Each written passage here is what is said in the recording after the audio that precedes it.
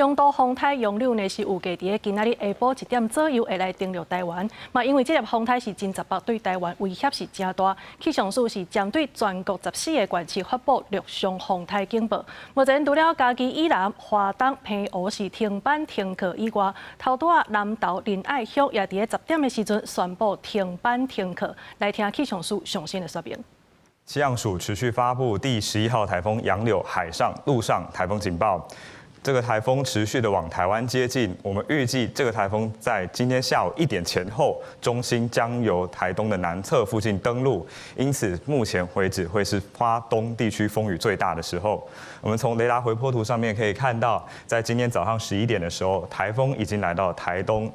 东南方大概60公里左右的位置，台风眼相当清晰可见了。而目前虽然台风的中心还在台湾东南部的外海，但是外围最为厚实的风雨最为剧烈的强对流，目前已经开始袭击了花莲、台东以及绿岛和兰屿这些地方的风力呢，在过去几个小时明显的增强，包括绿岛跟兰屿都已经出现超过17级的强阵风。另外，在台东的沿海，包括太麻里、成功等地方，也有出现11到13级左右的强阵风。我们预计随着台风逐渐持续的接近，这些地方的风力会更加的增强，雨势呢也会更加的剧烈。我们要特别提醒，在台风眼通过的时候，会短暂出现风雨暂歇的情形，但是台风眼通过之后，另外一侧比较厚实的强对流移入，又会带来另一波非常强烈的强风以及豪雨，这是要特别提醒大家的。随后台风会持续的往西北西的方向